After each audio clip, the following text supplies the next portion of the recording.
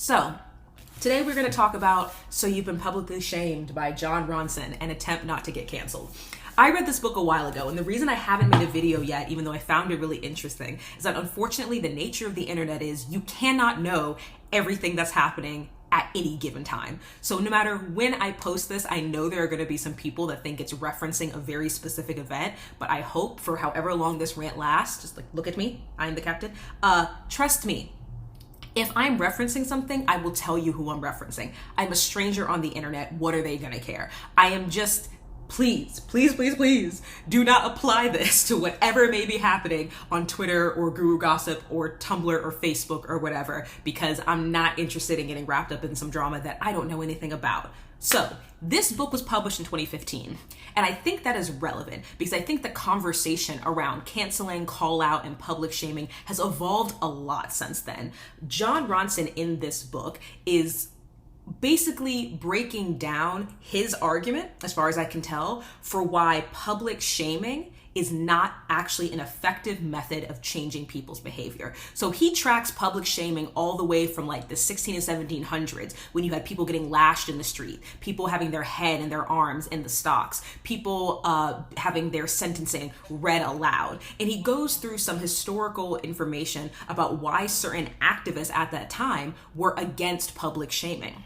And what I found really interesting was that some of the arguments that people were making in Massachusetts in the 1700s are similar to some of the arguments that people are making today about the prison industrial system. For example, they said to publicly shame somebody, to flog them in the street in front of the entire community, doesn't actually prevent them from committing more crimes in the future. It makes them more likely to commit crimes because you've completely destroyed their sense of self and destroyed any chance they felt they had at reintegrating into society. One of the main criticisms of the prison industrial system in the United States is it actually doesn't focus on rehabilitation at all, and that people who go in for nonviolent offenses or first-time offenders come out hardened criminals, come out unable to reintegrate into society, come out with destroyed sense of self-esteem and destroyed mental health, and are not able to reach not even the heights that they might have been able to reach before they were incarcerated, but just function at a level in society that one could describe as healthy in any sense. So I was really surprised that John actually started the book from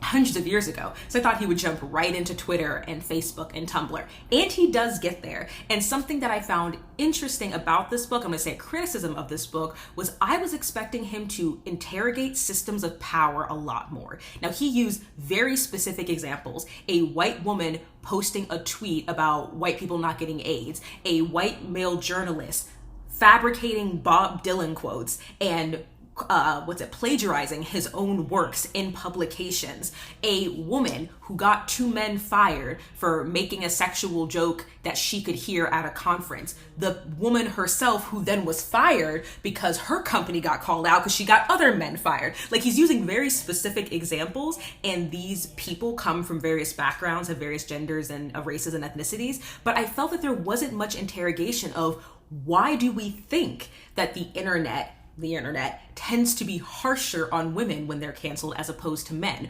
Why are we seeing a huge uptick in threats around sexual assault when it's a woman being canceled, and more threats around getting someone fired when a man is being canceled? Like, he touches on these things very briefly, but because I feel like one of the just conditions of being a person who exists on the internet nowadays is that whether you have 170 Twitter followers, like the woman who posted the tweet about AIDS in Africa, or if you are an award-winning, wealthy, incredibly well-known journalist like the one who plagiarized, no matter how big or small your audience is, there's a chance that you're going to get canceled. There's a chance that, as Evelyn from Evelyn the Internets would say in her video about this book and Black Twitter, you will catch the gleaming eye of Twitter and then just be dragged from here to the end of the timeline by your edges. So that is a criticism I have of this book, but I do wonder how much of that was intentional, how much of that was this man kind of stepping away from like the sociology and anthropology and political science and, social justice lens, and how much of that was not really his interest. Because as I understood the book, the thing that he was really trying to say was that most people think they're doing the right thing when they are calling people out. Most people feel that they are either attacking a system or a representation of a system, whether that's privilege or plagiarism or nepotism or something of that regard. But he also argues that deep down, we have to admit we enjoy it when we feel vindicated. We enjoy it when we think that we are right and someone else is wrong. And especially in a day and age where people can feel so powerless against these systems and the leaders who are creating such awful living situations for so many of us, it can be easier to jump on this person on Twitter who made a misogynistic tweet than to actually criticism sexism in your workplace. Now, I already know that there are people who will say, oh, that's not me at all. I keep it 100 no matter what situation I'm in. I'm authentic through and through. And that's great. But it seems that Jon Ronson in this book is arguing that people find it easier to do the canceling and the calling out of individuals than they find it to criticize full systems. And although I cannot think of a time in like recent history or really at all when I have participated in this, just because I have tended to keep my personal opinions about individuals offline. I am not saying I'm better than anyone. I have definitely made wildless, baseless accusations about celebrities and online people and have speculated about individuals' character among my friends. I just tend to keep it off the internet. So I'm not trying to claim any moral high ground, but I do think he's right and that it's easier to attack an individual than it is a system. Something else I found interesting about this book was the nature in which communication flows. So he talks about Twitter a lot in this, as one would expect. And as someone who does not have and never has had a Twitter, I'm sure that there are elements of this that I may be getting wrong or may not be fully understanding. But what's something that I personally see when it's situations like Lindsay Ellis or situations like Fonda Lee or situations in which, as far as we can tell, this is not a case of someone abusing someone or assaulting someone or stealing from someone. We're not talking about actions, we're talking about words. This is a tweet that they wrote. What it seems like to me from the outside is that on various pockets of Twitter, and I'd imagine that by extension on various pockets of the internet, there are multiple conversations going on. So I'll use the Lindsay Ellis example simply because I'm familiar with her channel and I have read 2 of her books. When I first started to understand exactly what was going on with her cancellation, and the reason I'm putting that word in quotations is because I find that so many people seem to have different definitions of what is canceling versus calling out versus calling in. Or if we're going to use, Jon Ronson's words, public shaming, it seemed that there are those who were critiquing her for a tweet she made comparing Raya and the Last Dragon to The Last Airbender. There were those who were critiquing her based on tweets she made about the Harriet Tubman movie. There are those who were critiquing her about skits and sketches she had done as part of previous channels, like critiquing specific things like that. There were those who seemed to be critiquing her politics, I'll say, saying that, she was an example of the left eating itself and that she cultivated an audience of people who were calling others out and now they were calling her out. So less about a specific incident, more about a critique of her platform. And then I saw just death threats, assault threats, you deserve everything that's ever happened to you, that's bad, go die in a hole, the really extreme, awful stuff. And then I also saw a group of people who seemed to already not like her content, seemed to be more conservative or right-leaning, coming at her for her views on feminism or race. So, and that's just a couple. Those are just a couple categories that I happened to witness. So I was trying to piece this together. And that's already, in my opinion, 5 different conversations. So I would assume if you would go to a representative from each of those groups and ask, why are you upset with her and why are you writing or saying the things that you are writing or saying, they may all give different answers, even if they're tangentially related. And I feel like that has also happened with ContraPoints, aka Natalie Wynn. Her channel is called ContraPoints. I feel that has happened with some of the things that the comedian Jaboukie Young-White has said. I'll try to jump into various parts of the conversations to understand, what's the real issue here? Why are people really upset? And I'm finding more and more that sometimes there isn't just one issue. When I think about the first time I heard the word cancel, it was around cancel R. Kelly, a person who abused and assaulted and continues to subjugate women. They were saying cancel him. At least I was understanding the activists as saying cancel him, as saying stop playing his music, stop supporting him, deplatform him. We need to get justice for these women. That's what cancel meant.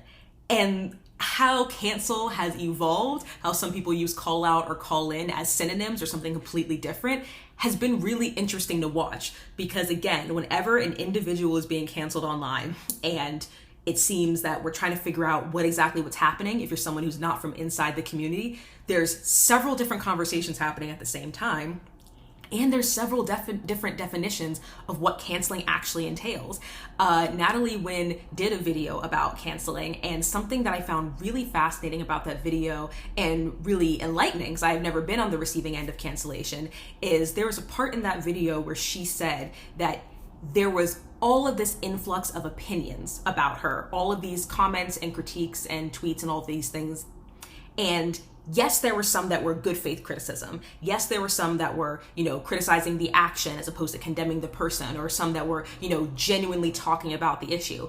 But then there were people who seemed to jump on the bandwagons. They already didn't like her. There were people who were using it as opportunity to be transphobic. And she said she found it really hard as the person on the receiving end to distinguish what was good faith criticism between what was bad faith and what I should completely ignore because that's awful, that's a literal death threat, okay, versus I think they're coming from the right place and completely shut down.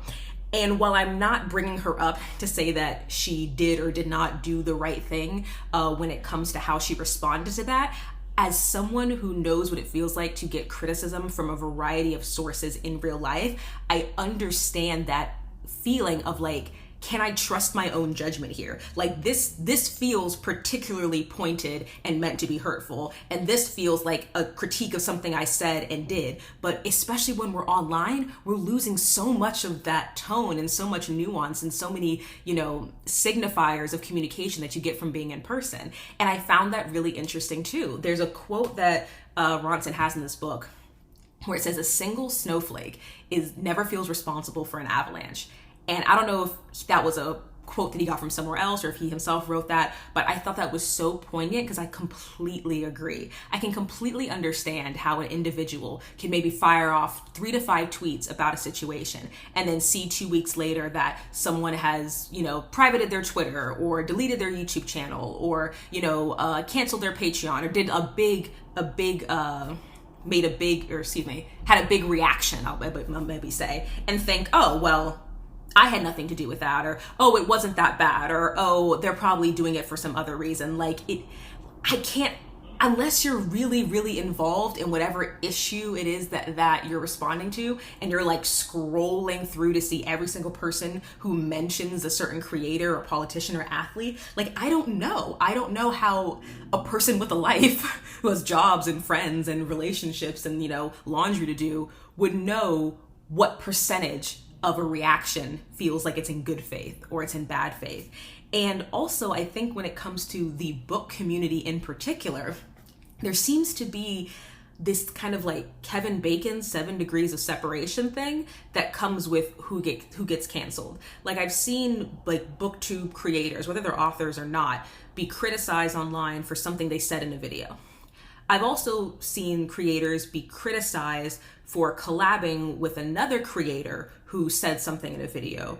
Or I've seen creators be criticized for reading a book in which the author said or did something terrible, whether it was in the past or presently or something ongoing. And by ongoing, I mean I've seen some people say, oh, I read this book and I enjoyed it. And then someone in the comments will say, oh, well, did you know that author is currently doing XYZ on Twitter? And whether or not that creator knew that, who's to say? I can't read anybody's mind. But that whole kind of connect the dots of cancellation, I find very, very strange. The last video I recorded was about a series of YA novels that I've been reading, all very dark and intense. And I haven't done any research on any of those authors. I haven't done any research on this author. I have no idea if this man is out here showing his ass on Twitter. I don't know if he, was caught doing something inappropriate with a minor, whether we're talking about something as potentially small as saying, hey, I really hated this piece of media and I think it's dumb, and people react poorly to that because they're actually, you're wrong, this media is really good and it means a lot to me, or whether something it's as serious as harm caused another person, I have no idea. But based on I'm just going to say it again, connect the dots of cancellation, I can totally see someone saying, oh, this person, Shay, has an audience of like 1,700 people, and she's promoting a book written by someone who did XYZ. And I am not saying that in a vacuum that criticism would be incorrect if, John Ronson has said or done something horrible.